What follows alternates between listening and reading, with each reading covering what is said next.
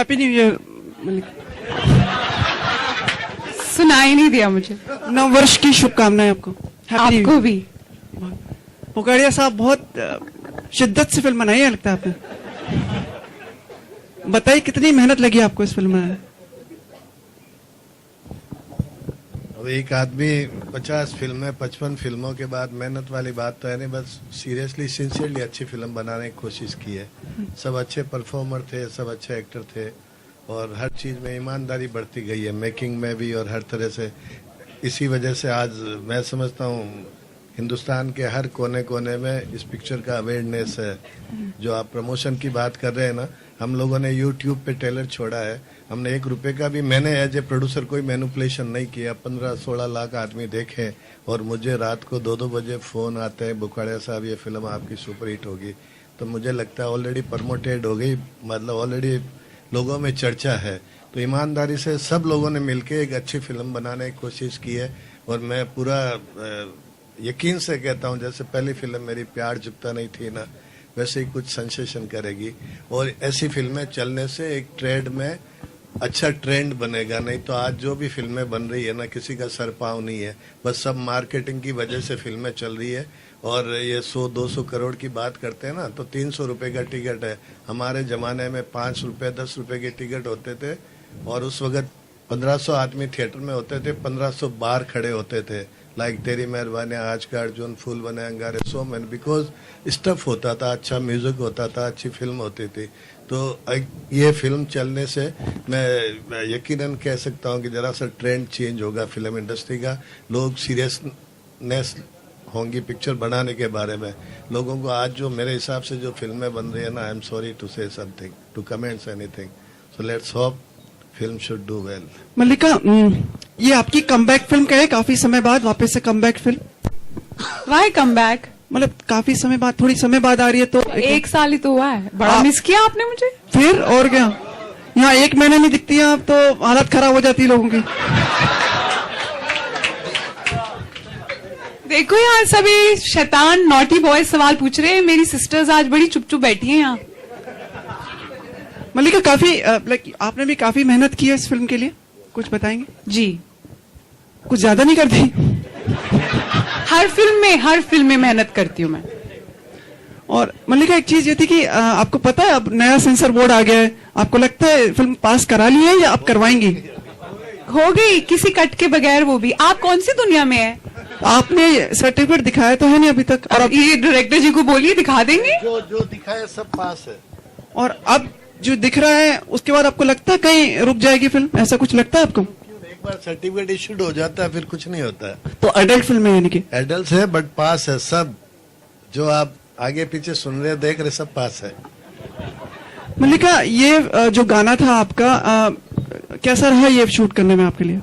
कौन सा वाला गाना? दोनों। घाघरा एक राजस्थान में शूट किया था हमने, गणेश मास्टर जी के साथ शूट किया था, बहुत अच्छा रहा। और it was a good experience shooting the song.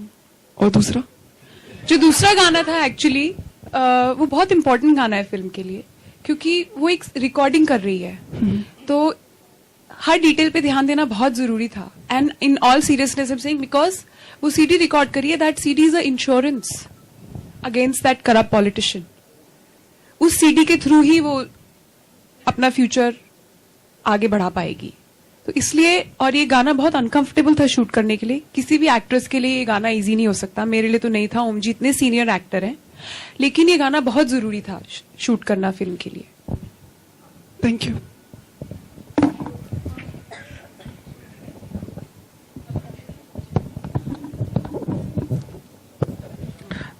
Hello Bokadia जी, आपकी बात एकदम सही है कि फिल्में बेसिर पैर की बन रही है, पर अगर कुछ रोशनी डाले कि आपको कौन कौन सी फिल्में बेसिर पैर की लग रही है? मैं आपको बताऊं सच्ची ईमानदारी से, आप मेरी बात पे यकीन करें, पिछले 5 साल में मैं 1-2 फिल्म भी थिएटर में नहीं देखी होगी।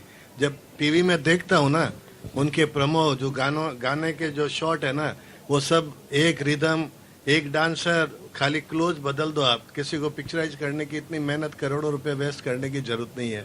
अब मैं मतलब ये नहीं बोलता हूँ मैं कुछ 30 मार का फिल्म बनाई है, बट मैं अपने ट्रैक से नहीं हटा सर, और मुझे जिस तरह से लोगों के फोन आ रहे हैं और जो रिस्पॉन्स मिल रहा है ना, I am very sure and convince that film should do well. बाकी तो आप लोग ब्लेस करें, ऊपर वाला करे सर। Thank you. जब आप फिल्म का शुरुआती जब आपने लॉन्च की थी तब कहा गया था कि ये भौरी देवी पर फिल्म है, क्या अभी भी आप उस स्टैंड पे कायम है?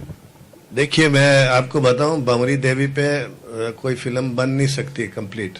एक तो क्या है, उसका केस चल रहा है अभी कोर्ट में, और वो जो भी है विलन और व्हाट एवर इट इज, उसको पनिशमेंट नहीं होता तो पिक्चर कंप्लीट नहीं होती अपनी Hindi film.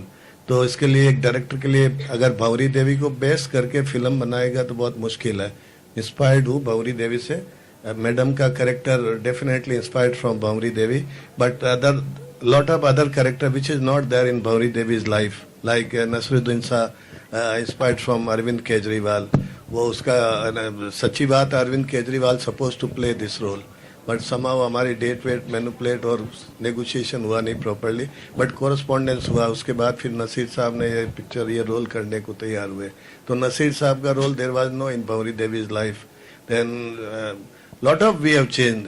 Again I tell you, Bhauri Devi पे as it is film नहीं बन सकती. That's one incident, one inspiration which I have taken from that Bhauri Devi, but otherwise it's KC Bukadia's film, I can say. मल्लिका, घाघरे पर है एक कहाँ? और मैं इधर हेलो। मैं बोल रहा था कि माधुरी का एक गाना आया था घाघरे पर ही, और वो टीवी का ब्रेकिंग न्यूज बना था, मतलब रियल में भी ऐसा हो गया था। आप अपने गाने को लेकर क्या सोचिए, किस तरीके से वो सुर्खियां बनाएगा? आपको क्या लगता है? मैं तो मतलब आप जो बोलेंगी वो पहले सुनना है ना। मुझे तो गाना बहुत पसंद है और इसका फीडबैक भी बहुत अच्छा मिल रहा है, तो मुझे लग रहा है कि ये गाना तो जरूर चलेगा। और लिरिक्स बहुत कैची है, घाघरा घमासान।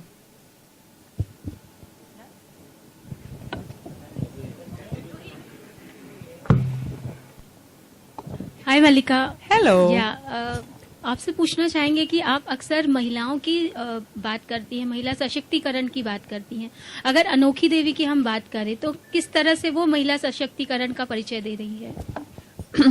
अनोखी जिंदगी में ऊपर आना चाह रही है। बहुत गरीब घर से है वो, और वो बहुत ही महत्वाकांक्षी औरत है, और अपनी महत्वाकांक्षाओं को पूरा करने के लिए वो अपने जिस्म का इस्तेमाल कर रही है एक शस्त्र की तरह, और उसे ये अच्छी तरह मालूम है। लेकिन मैं ये बोलना चाहूंगी कि जो पॉलिटिशियन है ओम जी का किरदार, वो भी तो अपने जिस्म का इस्तेमाल कर रहा है अपनी वासना की पूर्ति के लिए।